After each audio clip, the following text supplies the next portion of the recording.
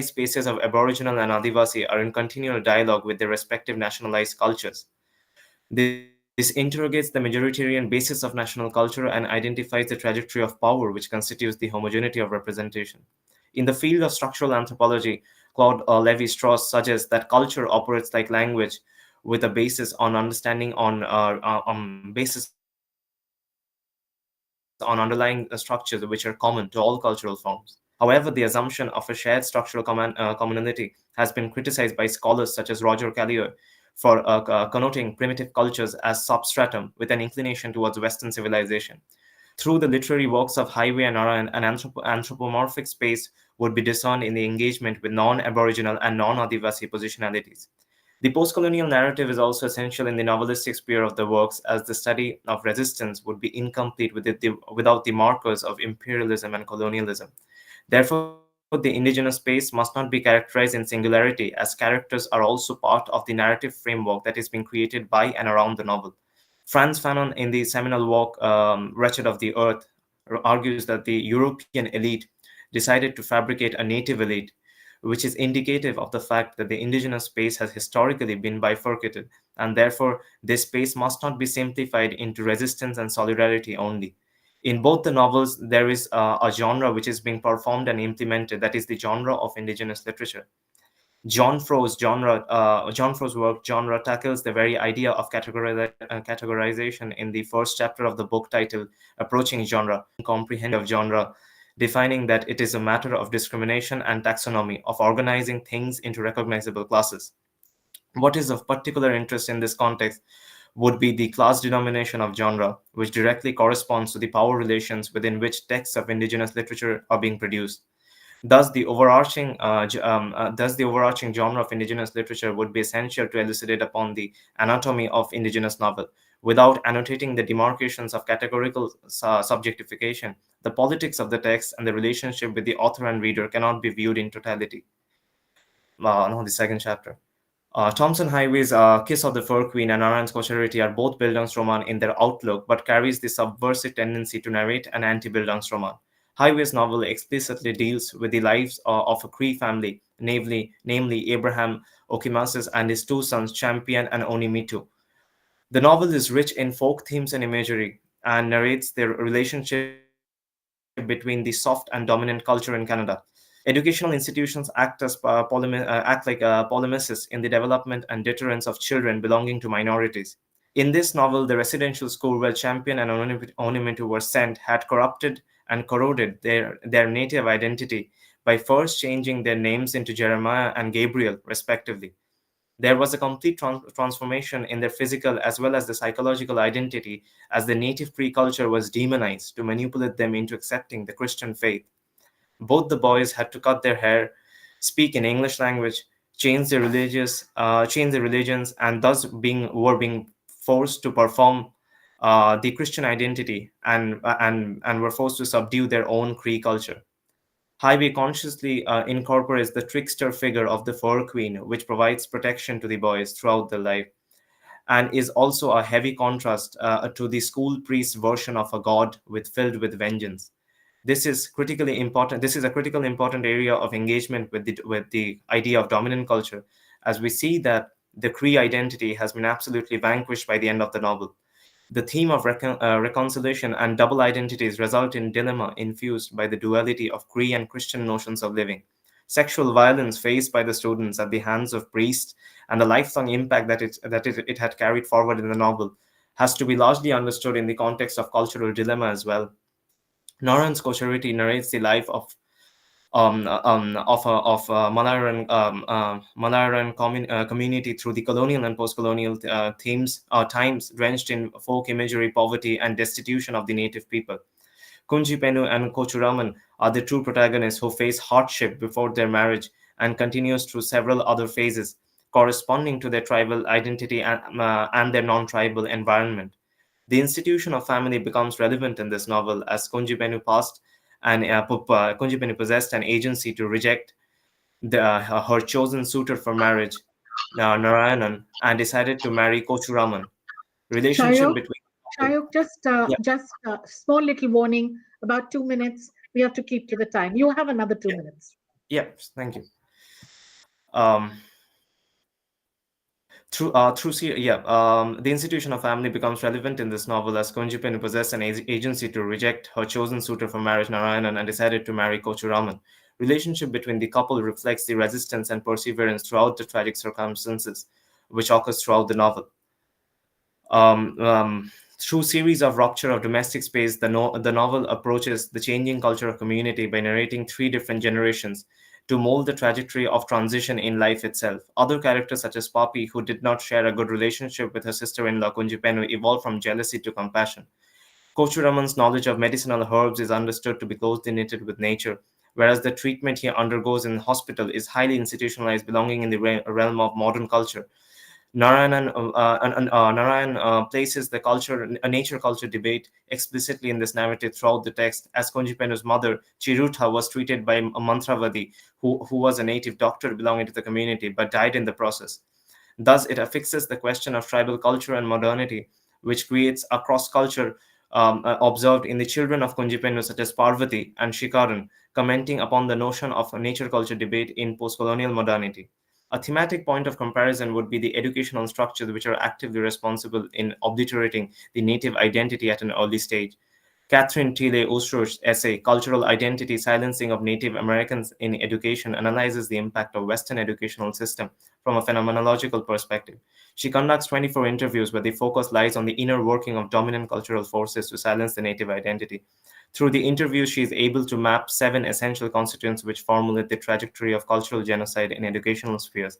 From the native existence as primary form of existence, the individual begins to question one's psychological implications of that native reality and ultimately interrogates the fundamental postulates of one's native experience and beliefs.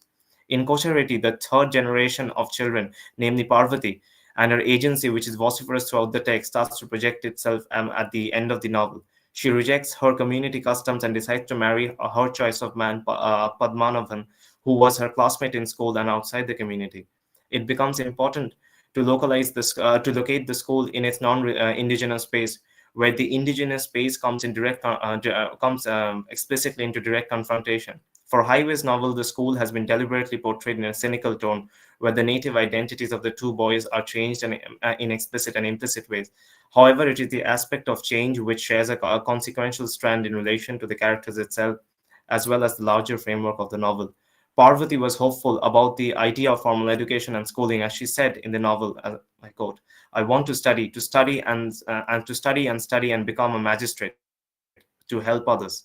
On the other hand, Jeremiah and Gabriel undergoes physical and sexual abuse under Father Lafleur and also lose their connection with their own family. Therefore, the degree of isolation is more in Highway's work, where the manipulation of the Cree identity begins to disclose itself. These traumatic experiences of childhood resulted in their passion for music and dance in adulthood, which had been inculcated in their time at residential school. I'll finish with the last chapter. The centrality of this paper lies in formulating an anatomy of indigenous novel, which is not to be understood in singularity, but working against the backdrop of various national cultures. Narayan's work narrate the exploitation faced by tribal community by the upper caste people from a neighboring village, and also by other village goons such as Devasya and Chetty, who frequently attack the people of the tribal community. Police forces, who are representatives of state power, illegitimately arrest the native people, which results in collective urge for education. This urge compels them to send both his children to Kalari, the local school. However, attempts of conversion were also made in Narayan's novels at the formal school by Pentecostal and Protestant church in return of receiving legal protection from British authorities. After the independence of India, political parties such as Congress occupy the positionality of mobilizing the tribal community into the national culture by imposing a political identity over the native one. Case of the Four Queen tackles the question of survival in the native figures of Jeremiah and Gabriel through the trickster figure of Wisagichak, which encodes its duplicity throughout the plot. Their duality of pain and pleasure in desire is carried by the Fur Queen, as Gabriel's reckless sexual relationship ultimately results in his death from AIDS. Highway's depiction of spiritual dimensions through the Fur Queen, who takes Gabriel through different realms and helps the highly westernized Jeremiah in reconnecting with his Cree roots. The zenith in Highway's work would be between the Cree and Christian mythologies, whereas Narayan's work predominantly oscillates between Malayalam community and the Western modes of medicine. An analogy between the two climaxes would provide insights into Highway's presuppositions behind the overarching narrative, where the Cree mythology culminates to a point of redemption in Jeremiah's inner narrative. After Gabriel's death, the Fur Queen appears in Jeremiah's dream and forces him to reconcile with his own native identity. What distinguishes the divine figure of the Fur Queen is its contrast from the Christian omnipotent idea of God, defined in the ethical dichotomy of good and evil. Narayan's text adheres to the violation of native identity and the politics of ontology in Kunjipenu and Kochuraman, who father, hence denoting the already awkward rupture in the domestic space. However, even Shahid, please and wrap it up. Please wrap it up. yeah, just two more lines. However, even through death and lifelong traumatic suffering, Gabriel and Jeremiah are reunited at the end by the native roots and not displaced from their father or from the previous generations. The anatomy of both the novels create a trajectory for a reconciliation of indigenous space through characters or subplots, even in non-indigenous superstructure that surrounds the novels. From myths to beliefs and native resistance, the Aboriginal and Adivasi structures endure oppressive forces of colonization, through which the indigenous characters undergo the entirety of destruction and a reconciliation with the native roots in contemporary spaces of national culture, which is based on the majoritarian outlook of the Canadian and Indian society, respectively. Thank you. Thank you very much, Sharon. That was a nuanced, comparative, relational, and inventive invoking of Bakhtin and Levi's. And I think what would have impressed most of us is the way that you drew the lines, which were truly very close parallels between the two writers of two different continents. So let's move on. Since we've so much ground to cover, looking forward to Ivana Chaudhury's paper. And I think this pod seems to be veering on explorations of violence. So looking greatly forward, Ivana, to your paper. Yes, Just give us the title of your paper and go straight in. yes, ma'am. Am I audible, ma'am? Yes. Okay. Good evening, everyone. My name is Ivana Chaudhury. Thank you so much for giving me this opportunity. I'm going to present a PowerPoint presentation with your permission, ma'am. May Sure. I? Yes, of course. Okay. Is it visible, ma'am? Absolutely. Okay. So today we will talk about, as the title itself enough, the interpretation is infinitely blurred, a sort of enormous rainbow of every possible color you could imagine. Now, as we know that the Andaman Islands are comprised of a cluster of approximately 550 islands, rocks and rocky outcrop running from north to south and located southeast of the Indian subcontinent in the Bay of Bengal. They are separated from the Malay Peninsula by the Andaman Sea, an extension of the Bay of Bengal, and are part of the Union Territory of the Andaman and Nicobar Islands belonging to India. So geographically, the Andaman Islands are closer to Myanmar and Indonesia than to mainland India. However, contact between the Andamanis and the populations of the neighboring countries has not been established in the recent past. The capital city of the Andaman Islands is Port Blair, situated in the south of the islands at a distance of 1255 km from Kolkata and 1190 km from Chennai.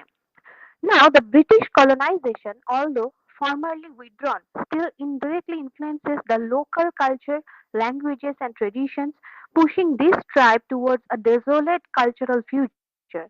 However, a contrasting perspective highlights that the great Andamanese tribes have shown a remarkable adaptive capacity in the face of this cultural onslaught, enacting changes in their traditions and languages as a survival tactic to ensure continuity.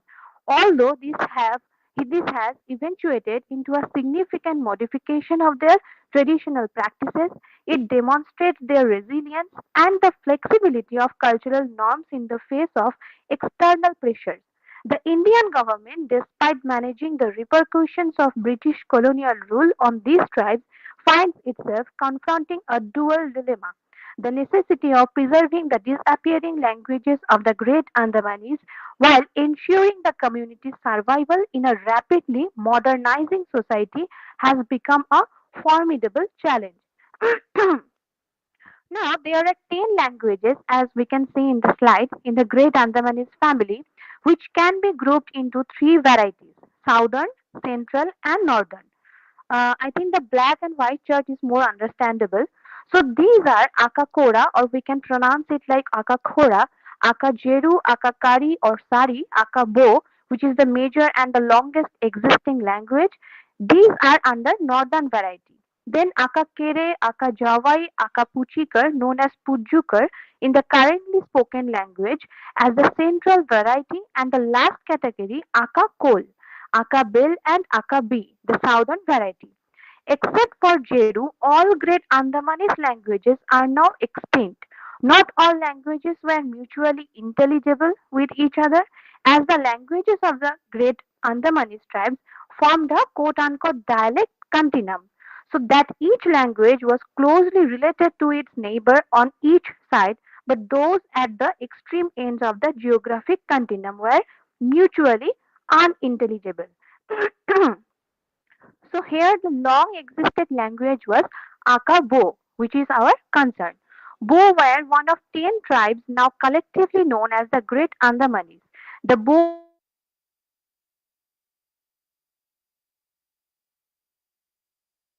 lived for more than 5,000 years, making them the descendants of one of the oldest human cultures on earth.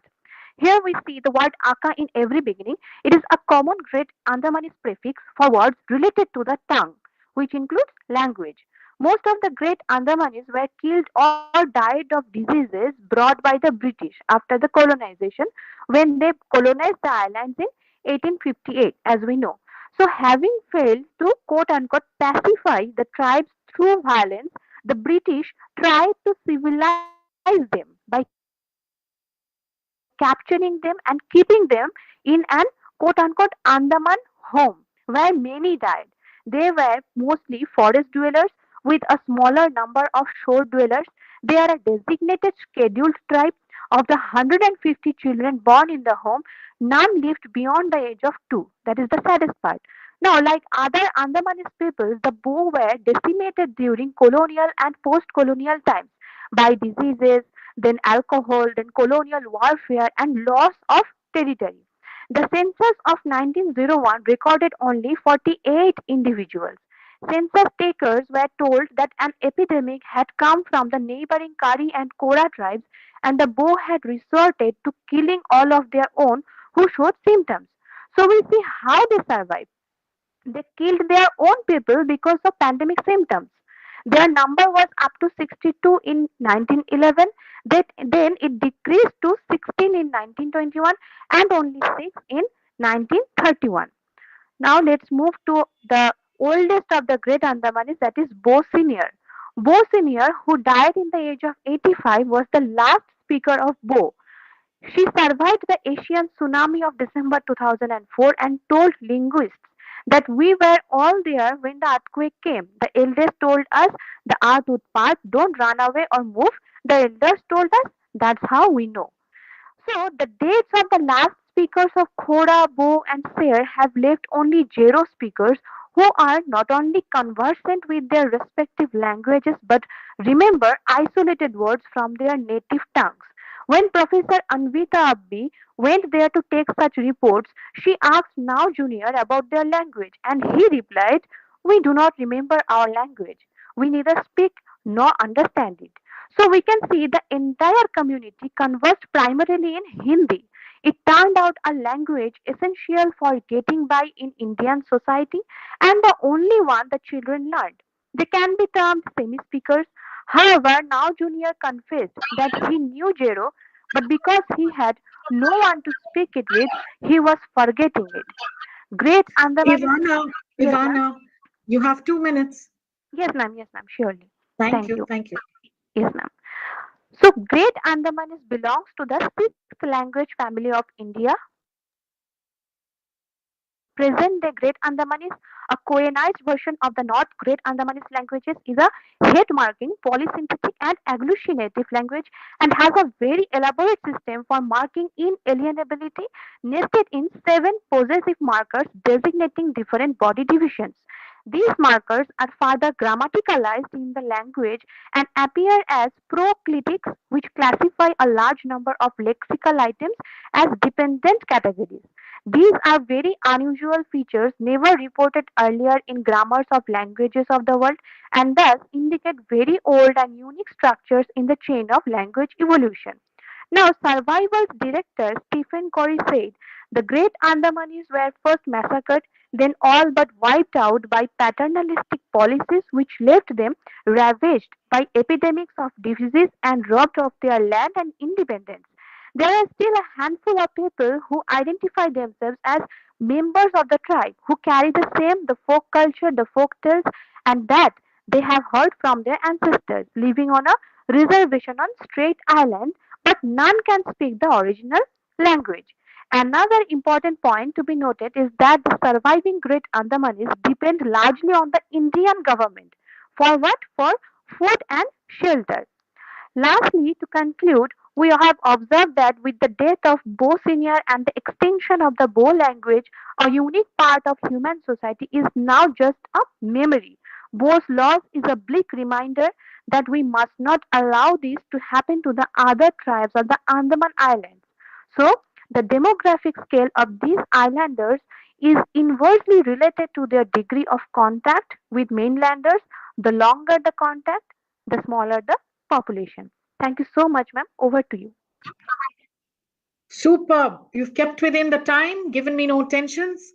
And that's actually a brilliant unveiling of the issue of epistemic violence, which is something we haven't really spoken about too much yet, and which is actually critical to facilitating the understanding of decolonization. So that was brilliant. Moving on, Gayatri, looking forward to your paper, Gayatri Berry, and do please give us the title of your paper. Ivana, can you unshare your screen so that I can share my presentation? Thank you.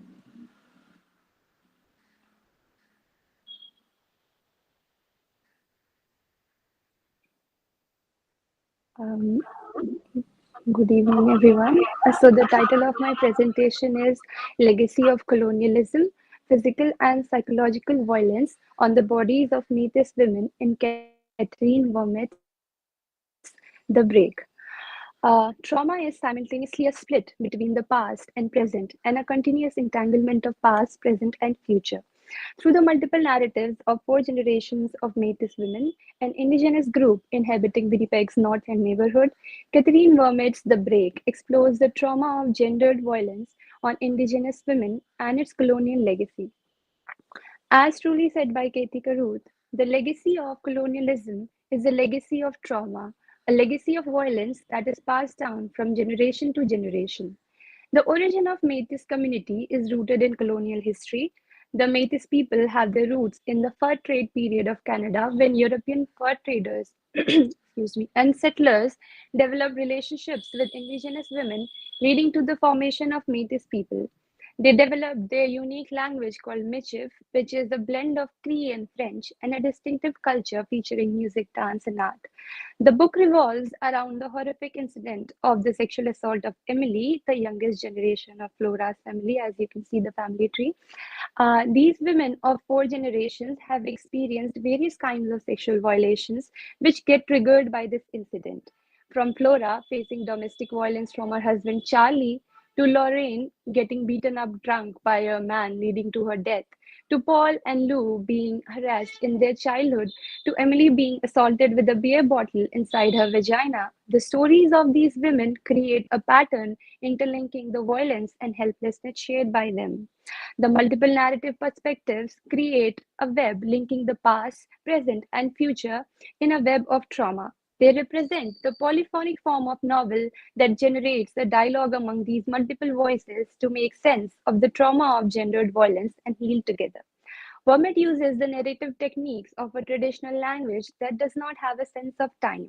The non-linear narrative through Stella's flashbacks of their childhood creates a sense of lingering, of an ever-longing hurt that is an element aspect of the physical and psychological trauma borne by these Metis women. The typography of the novel also characterizes the destabilizing nature of trauma. Vermet uses a mix of capital and small letters to show how emotions get jumbled up for a traumatized person because they are not able to form a coherent narrative of their experience. The paranormal narrative perspective of Rain, or Lorraine, the dead mother of Stella, also invokes the Métis tradition of spirits playing an important part in their everyday lives. She narrates, "A storyteller once told me our languages never had a sense of time, that past and present and future happened all at once. I think this is how it happens for me now, all the same time. I think this is also why you don't let me go, because I'm still happening." Lorraine's spirit constantly takes us back in time. She narrates, "My body is only an emotive, but sometimes memories are the most real of all." Memory plays a crucial role in the experience of trauma. In her book, Trauma and Recovery, psychiatrist Judith Herman explains that traumatic events often overwhelm an individual's capacity to integrate and process the experience into their sense of self and their memories. This can result in fragmented and disorganized memories, as well as a sense of detachment or numbness. This sense of detachment can be observed in the eyes of Elsie after getting raped by multiple men in the party. Her eyes were blank and looked dead forever after that incident. She saw Elsie on the street once. Stella passed by real close so their eyes could meet. Elsie saw her, but there was no recognition. Her eyes were as blank as they had been that night, still dead.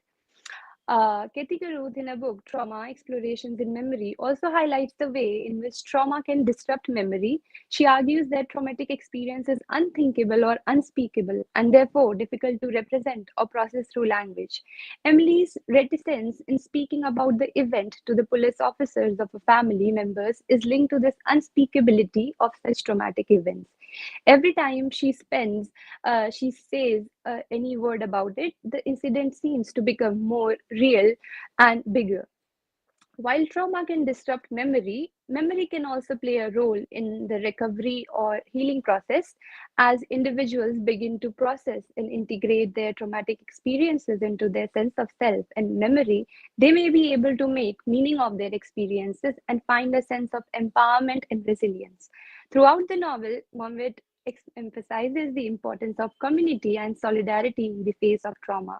Despite their own struggles, the women in Emily's family and community come together to support one another and to demand justice for Emily.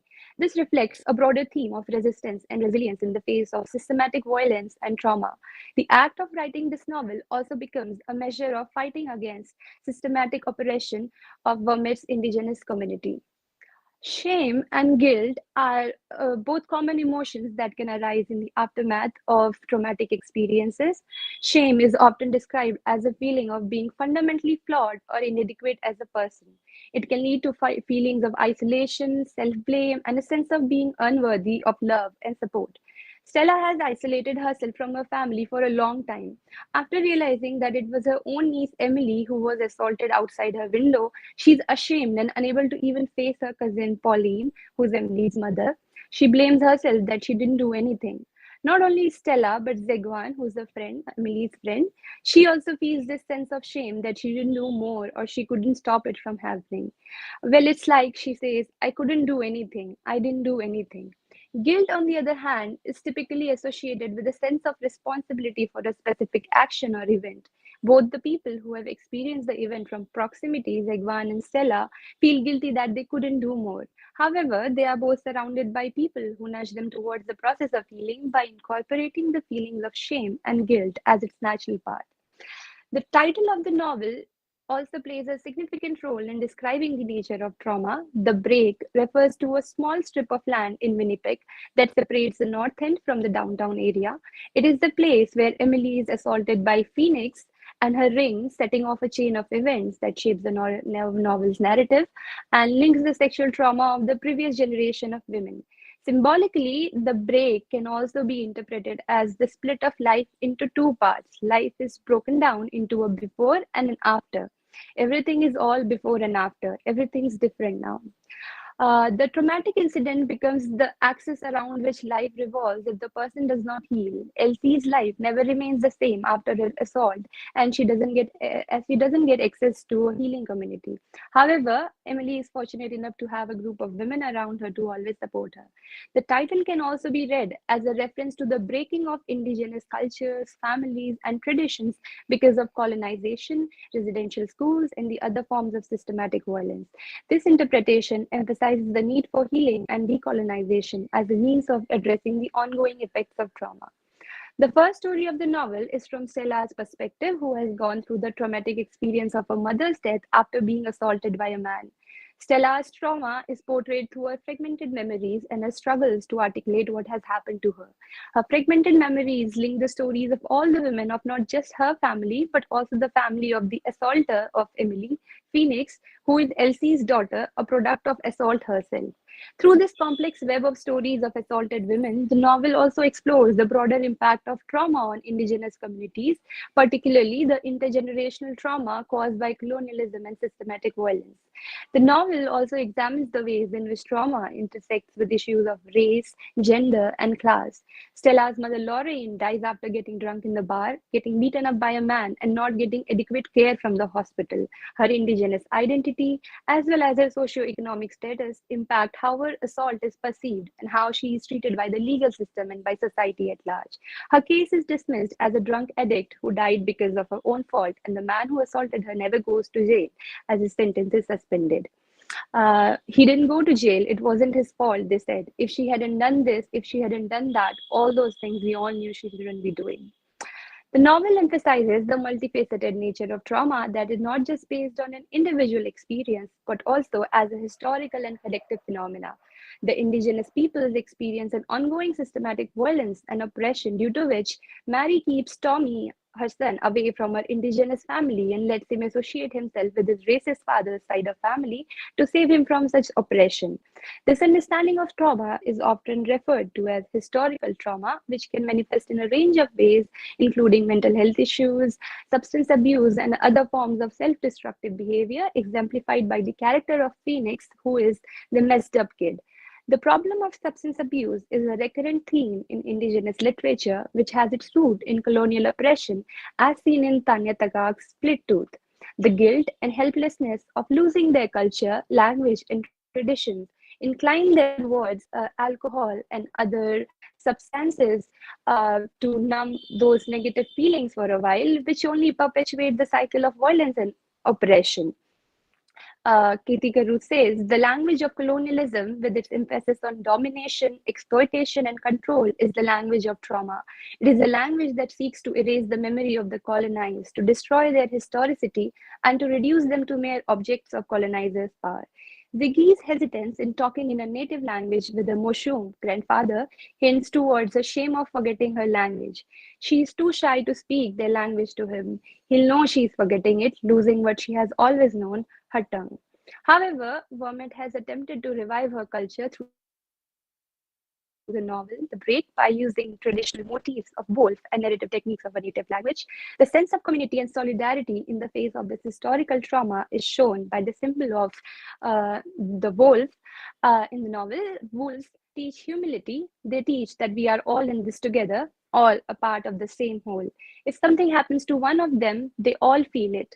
This reflects the communal nature of historical trauma that resonates with the hurt of the whole community, but at the same time provides a sense of belonging and a collective strength and resilience to overcome such trauma together as a community. However, in Elsie's case, who cuts herself off from her friends and later turns into an addict, shows the debilitating effect of isolation on such trauma, which only gets amplified in later generations in messed up kids like Phoenix. The novel advocates for justice for the indigenous communities, and especially its women who are traumatized by the gendered violence of colonization. Kiera Ledner, in her essay, Gendering Decolonization, Decolonizing Gender, puts it aptly that the trauma of colonization is Decolonizing gender involves recognizing the intersectional nature of oppression and working to build solidarity across diverse communities in the struggle for indigenous sovereignty and self-determination. She gives an impetus to Guys, indigenous of in conclusion, trauma is a phenomena that disrupts our sense of time and space, making it difficult to form coherent narratives or to integrate traumatic experiences into our understanding of the world. The fragmented narrative of the novel characterizes the nature of such trauma. Through this novel, Vomit shows the importance of language and narrative in the process of working through trauma and towards the process of healing with the help of solidarity of community. The wide community of readers of the break becomes a community of healing for all the survivors of sexual assault to make them feel that they are not alone. The novel stresses on the fact that trauma is not simply an event or a situation, but an experience that leaves an imprint on the mind and body. It also shows that trauma need not necessarily be individualistic in nature, but also a trauma carried by the whole community uh, because of the historical and cultural violence witnessed by the community. So, thank you. fascinating, absolutely fascinating. And you actually brought so many important feminist theories who are working on trauma, even as we speak. I would suggest strongly, Gayatri, that you would probably benefit a lot and be quite amazed as to what a woman by the name of Marlene Hirsch is doing in the aspects of post memory and post trauma. Also, wanted to say that as you were speaking, I was thinking of Toni Morrison's Beloved, Yeah. right? And it's a shame that no scholar that I know of, maybe they have done it, but I'm not aware of a comparison between Break and Beloved. That would be very interesting. Thank you so much, Gayatri. Really enjoyed that paper. It's my pleasure to call on Mahmoud Asif Uzaman. If you would take the floor, Asif, and tell us what you're going to speak on, and we are waiting. Thank you, Dr. Julie. I hope I'm audible properly. Yes. All right.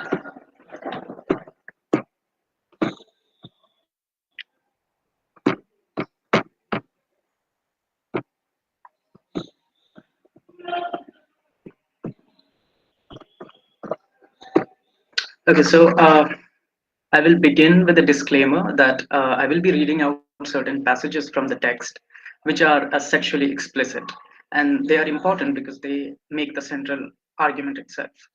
That being said, my paper is titled Sexual Anomalies as Decolonial Allegory in Tanya Tagaq's Split Tooth.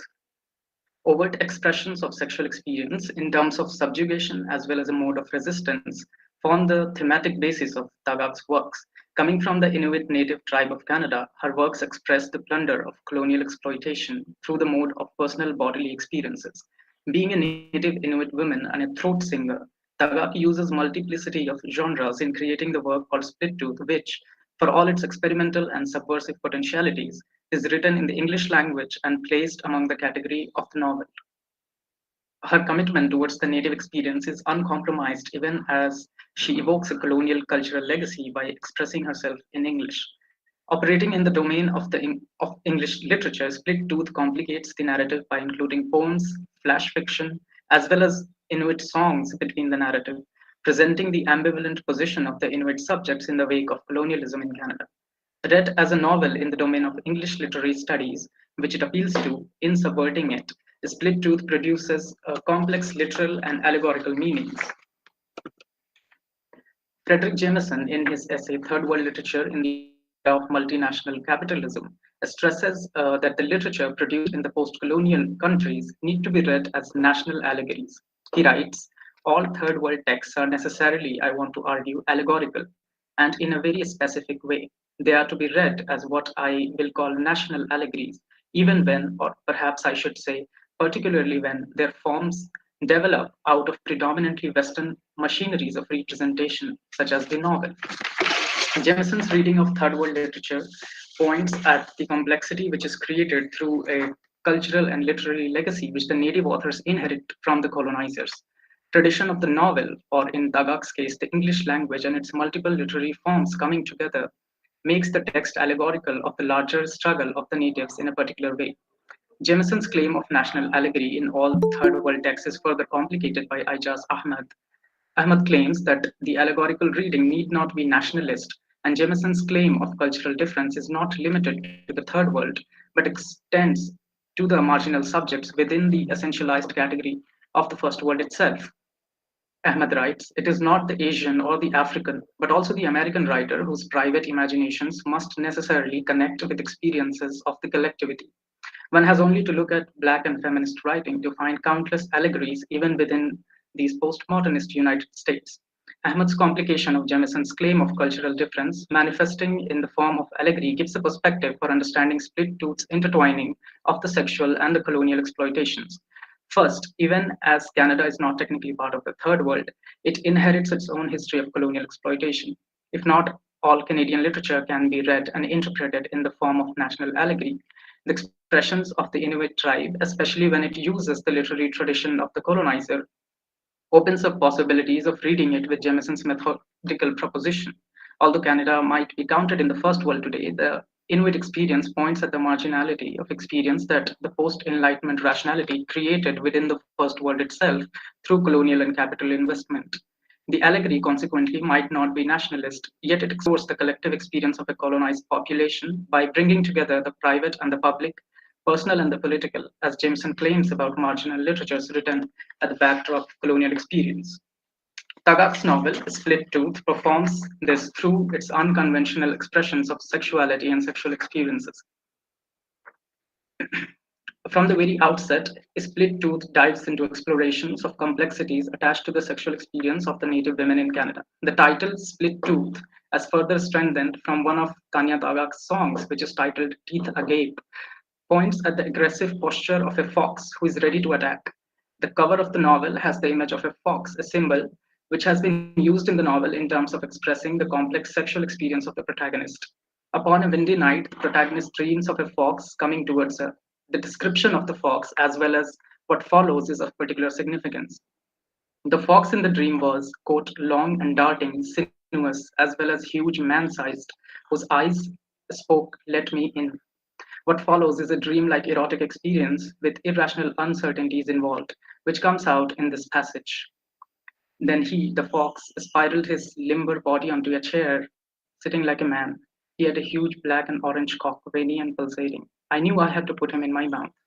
I was feeling a mixture of revulsion and an uncontrollable tingle in my mouth, almost an itch. I put him in my mouth and started to suck on him, smooth and delicious. There was no room for words. The imagery of a wild animal can be seen as the protagonist's bodily connection with her nativity and environment. The fox symbolizes both a bodily connection to nature expressed in the form of sexual gratification obtained from it, as well as a confrontational approach towards colonial history in terms of the aggressive posture of the fox as expressed in the title of the book and the song. The uncertainty involved in the sexual encounter with the native symbol of the fox expresses the paranoia of the natives owing to the stress trauma of colonial history which pervaded all spheres of native lives. The experience becomes that of double marginalization in the case of native women, whose experience necessarily included sexual oppression by men whose identification lay at either side of colonial boundary. This is further exemplified in the dreamy sexual encounter with the fox, throughout which the protagonist is as paranoid of being too engrossed as she is gratified through the act. The expression, quote, if I swallowed his cum, part of the curse would be carried, unquote, to her clan shows the detachment from the native clan owing to the similar experience of uncertainty attached to the sexual encounter which colonialism has laden upon the native women. In describing early events of her childhood, the narrator emphasizes on the many ambivalent sexual encounters with men who were related to her in different capacities. One example is the following, which is on the screen. The teacher squirming his fingers under my panties under the desk. He looks around and pretends he's not doing it. I pretend he's not doing it. He goes to the next girl and I feel a flash of jealousy. The sexual experience is conjoined with the experience of colonialism as it is instilled through the institution of the school, which the civilizing mission is particularly infamous for in the case of residential schools in Canada. The experience of the narrator, being that of early childhood, involves as much confusion as it involves pleasure. It is only in later recollection that the protagonist realizes its problematic implications. The experience of colonial assault on the native bodies and lifestyle translates into perpetual ambivalence of the native women with regards to love and a lifestyle based on a stable set of values. In the section where the early childhood of the narrator is narrated, there is a poem which ends with the struggling expression, quote, exhale calmness in acknowledgement of the beauty within, the courage that it takes to not fear love, unquote. Such struggles for love without its oppressive quality, which colonialism and its ethics subjected the native women to, comes out in the native children in terms of sexual anomalies. One episode expresses this twisted nature of love deformed into a power play between the genders, owing to the dual nature of colonial ethics on the natives, which created a double bind among them. Alas, the boys have just recently gotten faster, stronger, and taller than I, and it breaks me because I used to be the best. My ego is in state of flux. It's a tough pill to swallow for a tomboy. This experience of inferiority instilled with colonial normativity comes out in the form of anomalous behavior of the girl children who have faced constant violations on their bodies. Faced with ongoing dehumanization in the name of civilization, the girl children find their outlet later in one of the only boys they find suitable for vengeance. The boy who has been making fun of the protagonist for the reasons that she had a romantic interest in a girl becomes the target of their physical assault. Some girls gather and sexually harass a boy. In humiliating the boy, the girls express their protest against not only the male domination over their bodies, but also against the colonial heterosexual normativity which the boy represented and advocated. Finding a boy alone among six girls, the latter lead a bodily humiliation in an overtly vengeful fashion.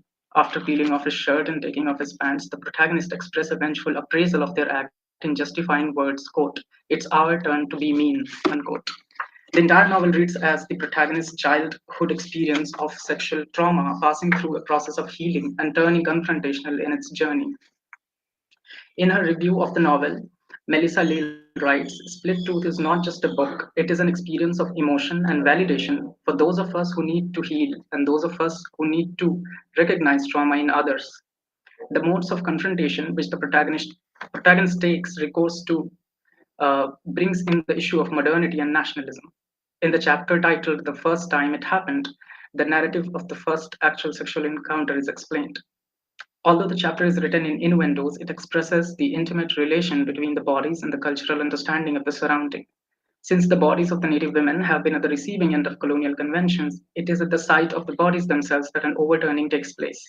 This chapter, when the protagonist experiences a fulfilling pleasure for the first time in a sexual intercourse, although the sexual partner remains an ambiguous and arguably unimportant entity, its significance is expressed in terms of alterations of temporality itself. Upon the fulfilling experience of sex, free from its subjugating power over her, the narrator says, there is freedom and relief from unconscious troubles. I am not in my body. Time has changed into a light and benign thing because it is no longer ripping through my physical form. It is time that eats us, drives us back into earth without a body. Things like time and gravity have no power.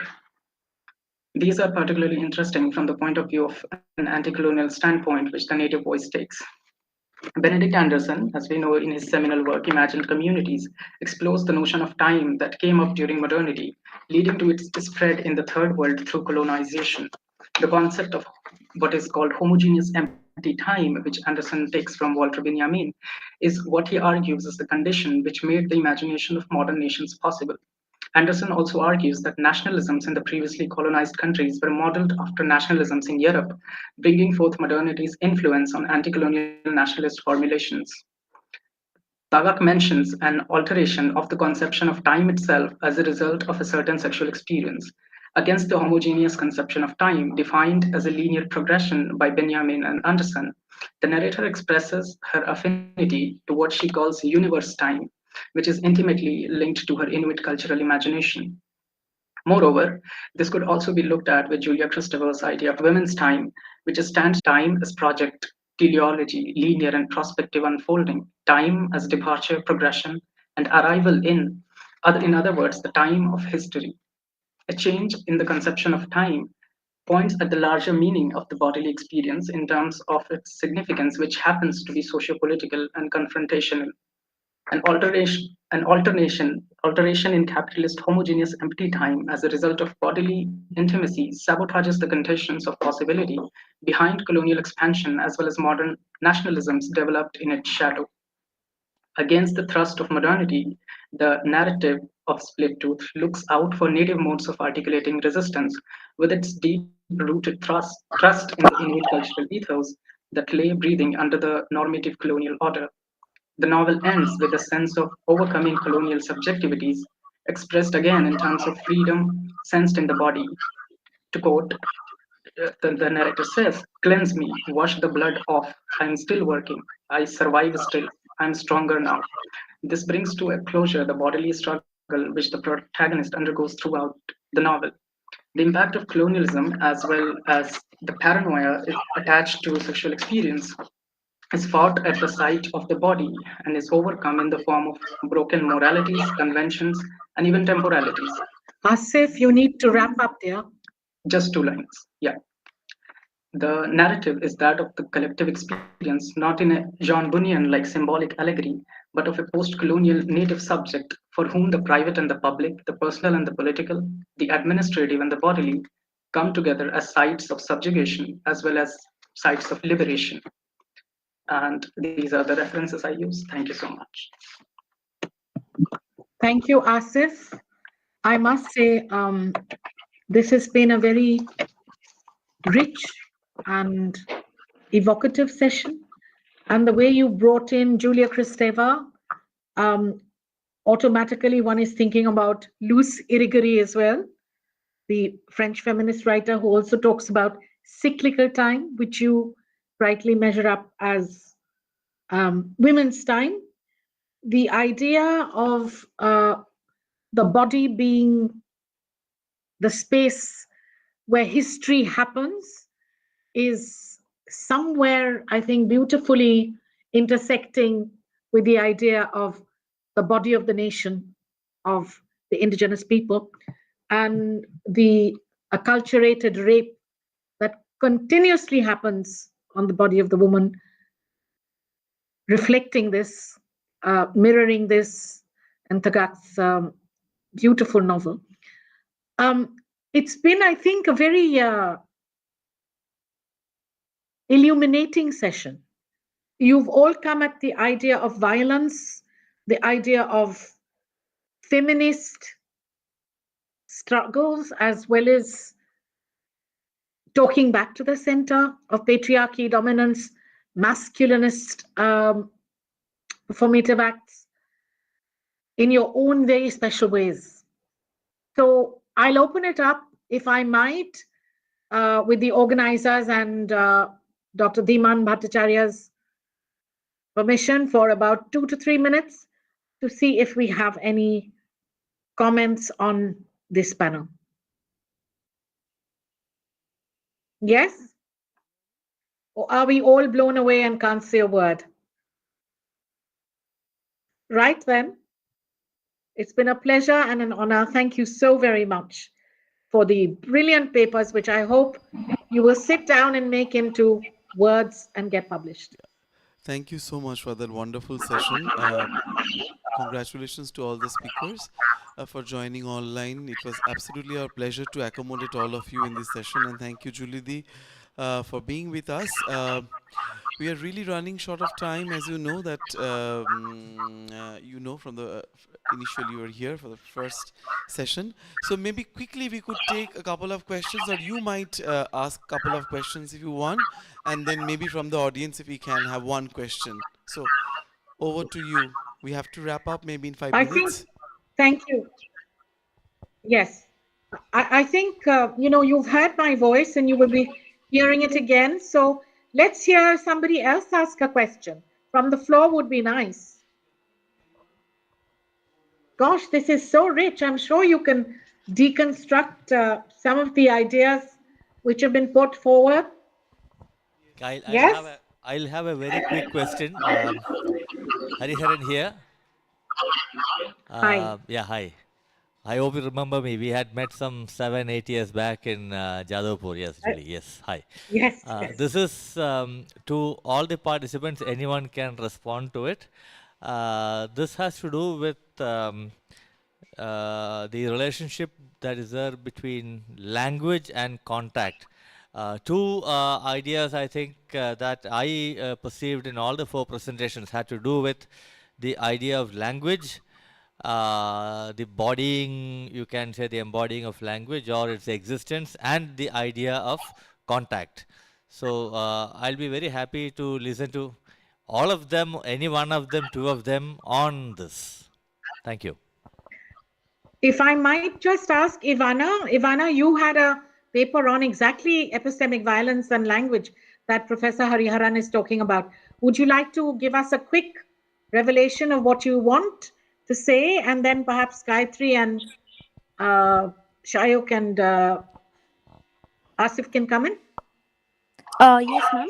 Am I audible? Yes.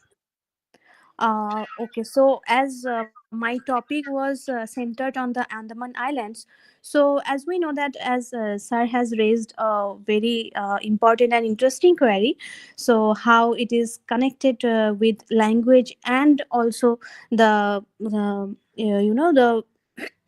culture and all everything. So I want to say that the Andaman Islands, as I have researched on it, so Andaman Islands is the in the Bay of Bengal. It was actually governed by India. So how India is connected to Andaman and the language, how it is colonized, how their language, how their cultures are connected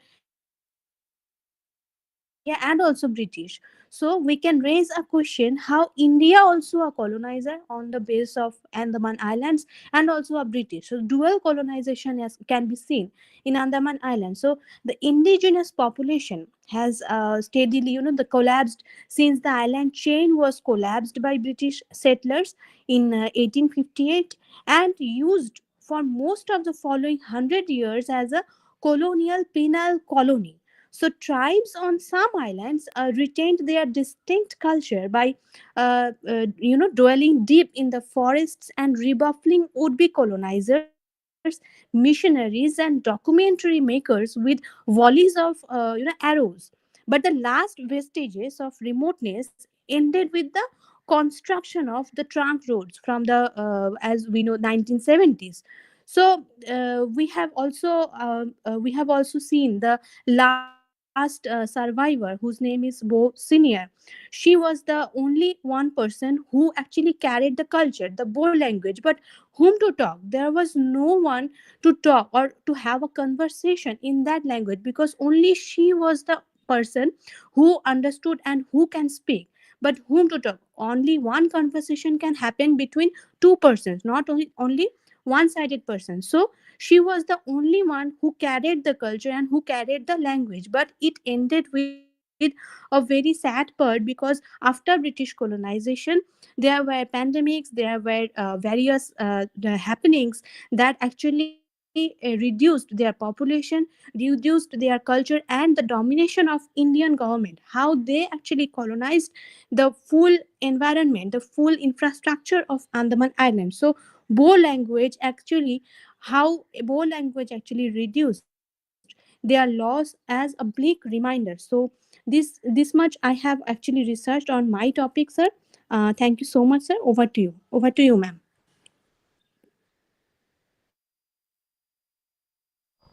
Well, since we You are are, muted. yes, Julidi. Oh yeah, do you have to respond? Would you like to respond? Yeah, sure. Gayatri, just wanted you to say, Métis, as we know, is a mixture of French and the indigenous. So if you know the book by Warren Carew, um, in any case, if you want to comment on what that culture or language has become Yeah. to answer Professor Hariharan. Yes, sir. So the violence perpetrated on the bodies, since I talked about the psychological and physical violence on the bodies, so it's sort of making it induces insecurity. It's just not the body insecurity, or like since it's a psychological insecurity as well. It's also based on the insecurity of speaking their own language as they are forgetting it. There's this character Digwan who feels very ashamed because, and she stops talking altogether in a language with her grandfather because she feels like he would know that I'm forgetting it. So this sense of insecurity induced by this colonial violence is like what I wanted to talk about. Thank you so much, Gayatri. Deman, sorry if we've gone beyond time. I No, think we no, can it's cut it. I think absolutely, we've had a good no, it's response. absolutely fine. Like they have written papers, and we are here to accommodate them, and it is important to have this discussion. That is why we are here. I had a small question for Shayok because it is a very important paper, and Thomson Highway being one of my friends and one of the senior, I would say, cultural activists in Canada. Is Shayok there? Shayok, I was just trying to understand your idea of generic configuration and the content that you are talking about, because you have mentioned about Visagi Chak, who is also the trickster figure, who is a kind of transformative figure for many of the indigenous people. And there is a very interesting festival called Visagi Chak Begins to Dance, which talks about several indigenous performance traditions in Canada. So when you read Visagi Chak, or if you read the Rest Sisters, there is always this presence of the trickster in Thomson Highway. I believe Thomson Highway himself is himself a trickster at times. So how do you read these autobiographical elements, his usage of the Cree language? Because after a point of time, you will see that Thomson Highway is writing an entire opera in Cree. So he's shifting from English.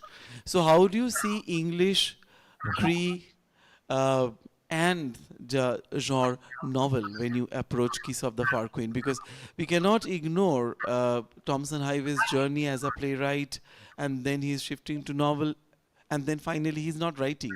He's shifting to Cree, totally into Cree, and composing an opera. And Post Mistress is, I think it was published in 2012, 10 to 12, 10, 11, 12, around 11, 12. It talks about a very interesting narrative of a woman who is actually waiting for letters which are coming to her, maybe to epitomize what happens to the people who are in the res or on the res. Because remember, living on the res, three sisters were continuously dreaming of a toilet. That is with which Thomson begins his major intervention as far as indigenous writing in Canada is concerned. So from there to Kiss of the Fur Queen, how do you look at the generic configuration? Yeah, thank you for your question. As far as this novel goes, Kiss of the Fur Queen, I think like Thompson Highway, as far as I read the first manuscript, he didn't publish it in Cree language, but it was written in Cree language, but he later wrote it in English language and he published it. And there is also, yes, as you mentioned, the biographical quality to it as well, because Thompson Highway's own brother, Rene Highway, was um, um, like he died due to AIDS, and there could be parallel drawn between Thompson and Rene and the characters of Gabriel and Jeremiah. But I think it's the idea of justice and how to reconcile within the narrative. That's where the trickster figure comes in, because it's always in opposition to what Father Lafleur teaches about the Christian idea of God, at the God at a higher pedestal, not at your level, but someone you'll have to worship or you have to fear. To whereas the trickster figure is engaged in a much more greater dialogue with the characters and with the native space as well. So I think it's in opposition to that. And to respond upon the question of upon the question of language and structure, I think Terry Goldie had a very good essay which I refer to in my bibliography as well. Eaten Up, it's called Eaten Up: Kiss of the Fur Queen, homotextual possibilities in Canadian fiction, where the idea of the trickster figure as not only just a divine figure, but also very much ontologically present in the non-spiritual realm as well, as someone to cope up with your traumatic experiences while dealing with the non-native spaces which happen throughout the experiences of residential schools in for both Gabriel and Jeremiah. And they coped very differently to it. One person was completely succumbed by the sexual exploitation and by the father at the school. Like he decided to pursue wrecked this sexual relationship later on the novel and ultimately died due to AIDS. But the other person decided to move away, decided to discard everything that had to do with his childhood, his native identity, his education, everything, and decided to move away farther from the Cree identity. But again, through the trickster figure, we see that Jeremiah is brought back to where his Cree identity, where Cree roots are after the death of Gabriel in the dream narrative of the novel. So I think it's very interesting. It's not only just the spiritual realm, but very much the native, in the very much the human reality in which they are, through which Thompson Highway employs the figure. Go ahead, Diman. Yeah, no, thank you so much for that, because there is a remarkable shift between the characters like Nana Bush and then Visagi Chak, and then we have Coyote also. So it's very interesting that how modern writers are integrating the character of the trickster, because Thompson Highway, we say that we believe in transformations. And remembering Lee Maracle, when I first met her, I told her about the trickster myth, and she scolded me and she said, "What do you mean by myth? That's not in our dictionary. These are stories. It happened to us. Nana Bush happened to us, and Coyote happened to us. How will you understand? For you, it's a myth, but for me, it's a story which has been passed down as an heirloom, and I carry it with me." So I believe that there is an intergenerational transmission of knowledge system happening through the trickster figure, which I believe we will encounter when Kolumpa delivers the Lil Miracle Memorial Lecture. So thank you so much for bringing so many memories, you young people, taking us down the memory lane. And thank you so much, Julie, for this wonderful session, for moderating that session. And thanks to our students for conducting Thank you. this online. Yeah, it's been pleasure. Thank you. So, It's may, it's really been a joy. Thank you all. yeah, so over to our moderator, Ankona.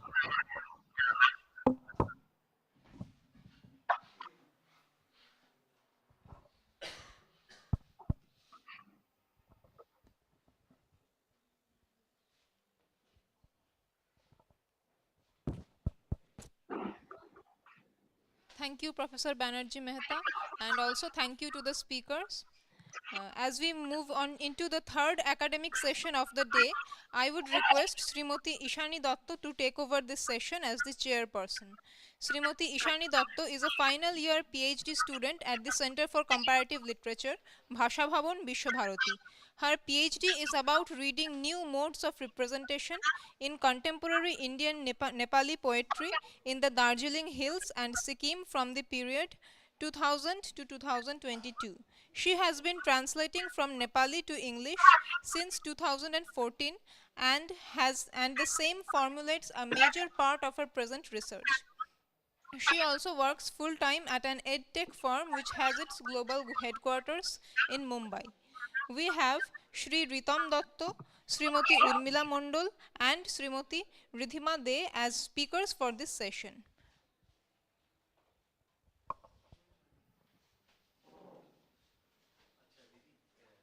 Over to you, Ishanidhi.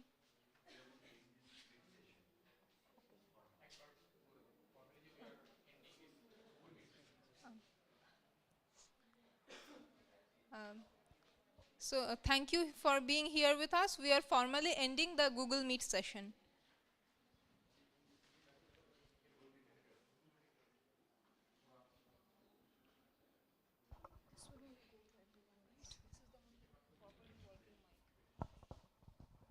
I'm very thankful to everyone for being here. It's been a very long day, but we have two paper presenters. Let me give you a very brief introduction